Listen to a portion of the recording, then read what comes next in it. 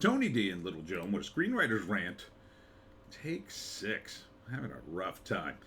Um, four trailers, 3 TV shows, 1 movie. The Engineer is the movie. Then it's The Walking Dead, Darryl Dixon, Shelter, and the season 2 of Invincible. Smash like and subscribe. Thank you for smash liking and subscribing. Check out my books, links in the description. Comedy horror in South Jersey. It's the Pineys, Joan. Books 1 through 12 available at Amazon.com. Don't forget, Kindle Unlimited is free. Thanks to all who came out to Whitesbog, New Jersey, to the historic village there. It was a good day. And thanks to the person who bought a bunch of books tonight. I'm having a good day. Thank you. Anyhow, The Engineer stars Emil Hirsch and Robert Davi. Our buddy Robert Davi, who's a friend of the channel, I would like to call him. And this is about the guys in Israel fighting the terrorists and the Palestinian terrorists, suicide bombers. I'm not sure when this takes place, what year. I think I was, there's cell phones and computers, so I think this is late 90s, early 2000s. I'm going to pinpoint it. But it's a little bit like Israeli 24, although it's a movie. And they're looking for the engineer who's engineering the suicide vest. Quick and dirty bombs, use the phone, boom. And, of course, they go to some dark places and they torture dudes. I would probably break it down. First act, the bombings have suddenly increased, and it's a bad situation. Emil Hirsch is part of, I'm going to say, the Mossad. It's usually the Mossad that fights these guys, or some special army unit, and with the kick up of these suicide bombs, they're like, well, we got to do something. And so they get together. August 18th, they get together and they said, "All right, we got to go after this guy." And by the second act, they figure out that the real cause, the real problem, is the engineer. It's the guy. It's not the guys doing the bombings; they're just killing themselves. It's the guys that are making the bombs and showing guys how to make it. So they're going after him. And he's well protected in the terrorist underground, let's say. And they spent Act 2 going around. But they cross the lines. They torture guys and do all sorts of horrible things. And then it's like, it's that gray area. Is it wrong to do this? But, he's doing it for Israel. And the problem with a movie like this, or I shouldn't say problem, the difficulty, because it looks like a pretty good actioner, but it's hard to portray, say, the country with more resources as, even though I'm just saying from a screenwriting standpoint, it's hard to portray, the people with more resources and power as the victims, even though they are. So that's what you got to overcome. So you got to delve into the details of the issues over there, and it can get very complicated and hard to process, I think. So I think for an American audience, this is probably somewhat simplified, I'm going to guess. But I think it would be a good movie, action-wise. I think it would be a good movie. And, you got Emil Hirsch. He's been doing well. And Robert Davi, gotta love him.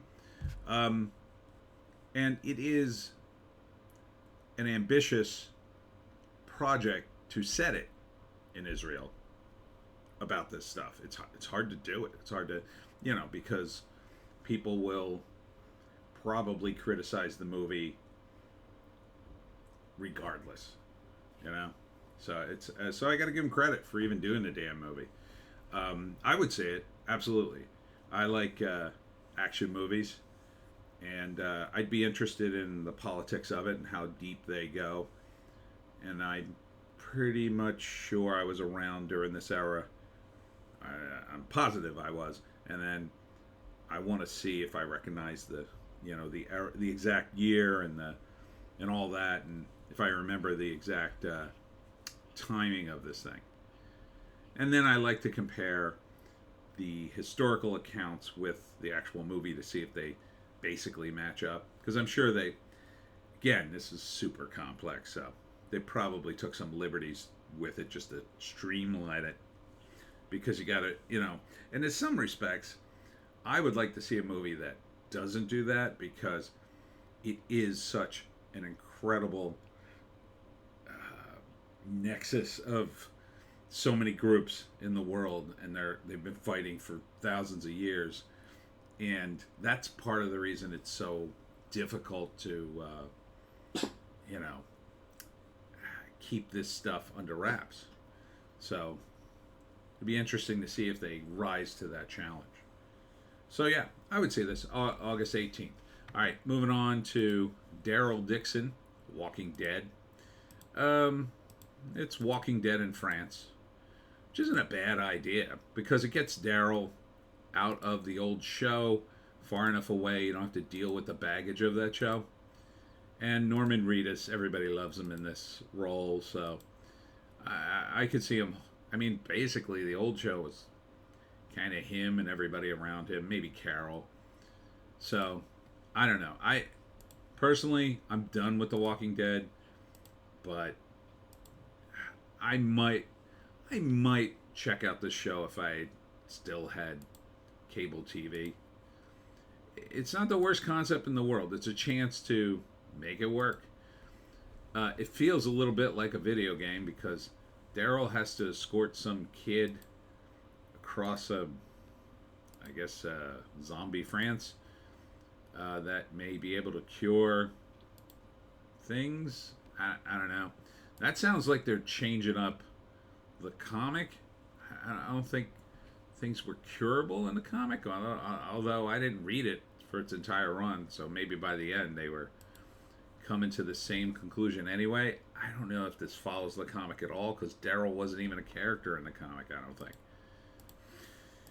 But it doesn't look bad, and I think it would help the show. I had a lot of problems with The Walking Dead. This show could be helped by focusing on one character instead of many, especially a character as popular as Darryl.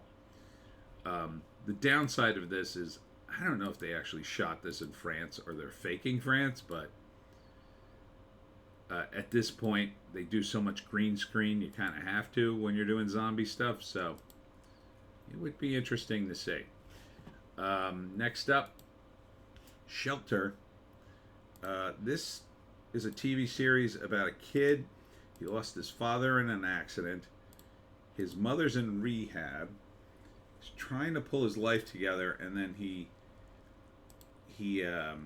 meets a girl in school. He has friends, but he meets a girl in school, and then she disappears. Oh, it is from a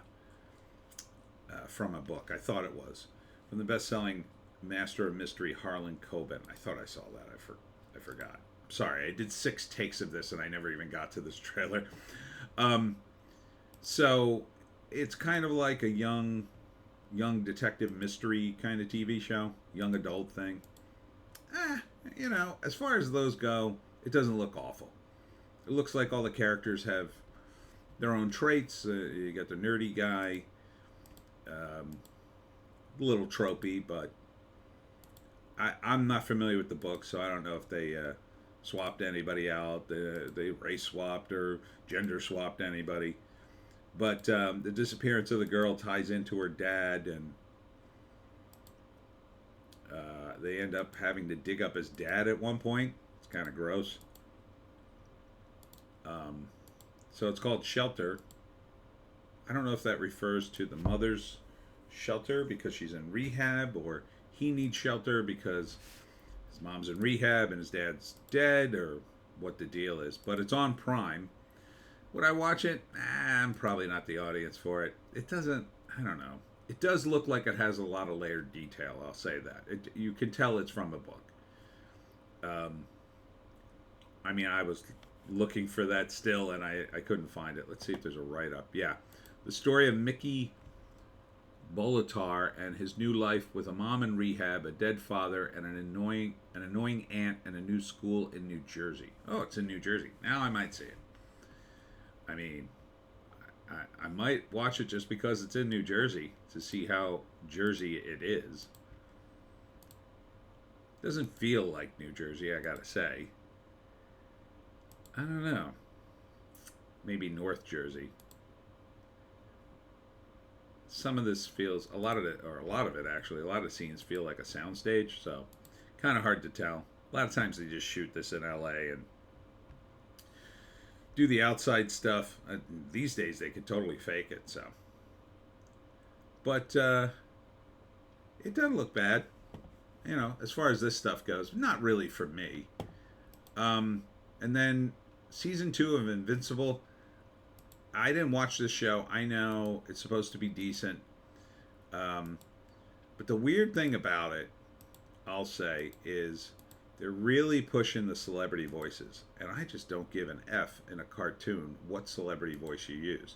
It's very few. Seth Rogen. Yeah, that'd be one thing I wouldn't tune in for. Walton Goggins. I do like him, so maybe. This is Gillian Anderson, or Gillian Jacobs, sorry. Jason, I can't say that name. Bunch of celebrities in this thing. And J.K. Simmons as, I think his name's Omni-Man.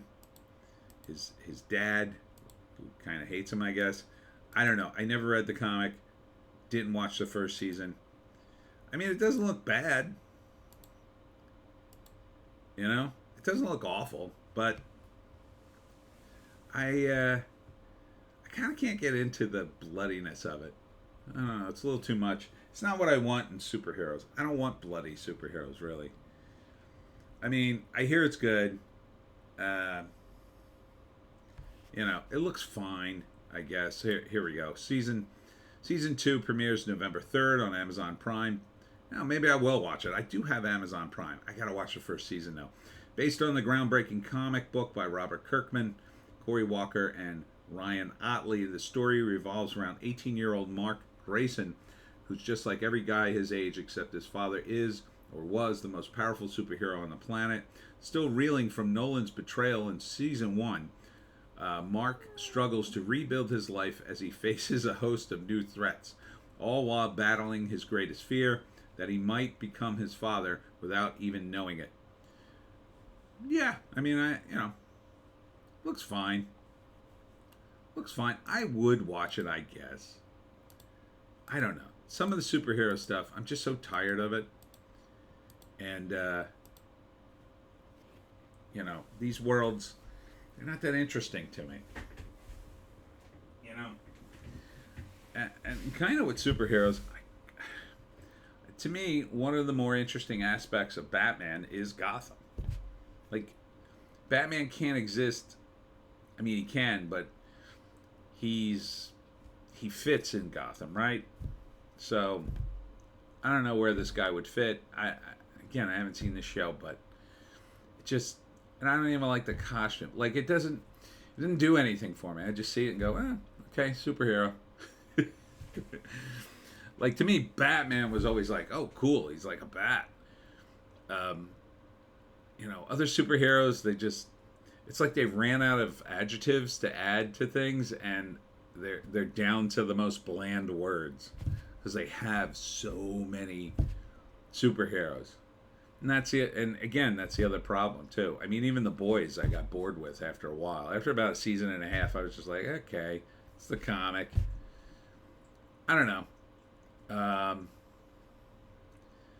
don't know. Maybe we need to go back and do something a little more grounded before we like deconstruct superheroes again. They've done it so many times. I'm just so bored with it. I kind of like miss old school Superman. It was fun for what it was. I mean, I knew it was stupid, but it was kind of interesting. They'd have some interesting ideas in there, at least. even though you knew what was going to happen by the end of that story. So, yeah, this just bores me. Okay. So, stacking them up, Engineer. I know it's kind of unfair to compare a movie.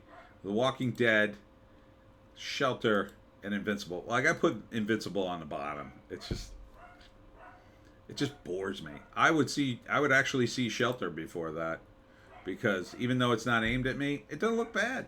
It looks interesting. Looks layered. It's kind of a tie between that and Darryl Dixon. I'm so out of The Walking Dead. Another concept that just bores the hell out of me. I mean, two Robert Kirkman things right here, essentially. But I do like Norman Reedus. It's just like, I wish they'd give him a different show. I wish they'd done a new zombie show. Then it'd been fine. Like, I'd be like, oh, psyched, because it could start and be consistent. And like, I feel like the Walking Dead was never consistent, and now that they've effed it up so badly, I can't really get into it because the world's kind of unraveling. So, yeah, these two are in tie for third, I guess you'd say. And then on the top, the Engineer. I would totally see the Engineer. Looks good, looks solid. I don't have to commit to an entire binge watching. I mean, that's a factor for sure. And to be honest, like those TV shows, it's too much too, right? If one of those shows was a movie, like if the Darryl Dixon thing was a movie, I might watch it, because then it would have a conclusion instead of a long. The problem with television too, everything gets drawn out. Everything just seems to get drawn out over and over again. Eventually I want to see the end of the damn story. Or I want to see so much in the damn thing, it never ceases to impress me. Now, I'll say that for Invincible, it has lots of characters, but they're all superheroes, and they look boring. I don't know. I know. Everybody tells me Invincible's good, and I'm a comic book guy, but I don't know. Maybe I'm burned out on it. Anyhow, that's it for me, Tony D, and Little Joe. Check us out on Odysee, Bitchute, and Rumble for our more base takes. Thanks for coming out to Whitesbog Village today for the Blueberry Festival. Had a great day. Thanks for buying the books. Really appreciate it. Tomorrow, we'll do the live stream. So if you disagreed with my assessment tonight and you'd like to yell at me, tune in at 7 p.m. tomorrow on this channel for the live stream. We'll be doing Hollywoke Hot Take Live, where we do it live. All right, that's it. We'll see you.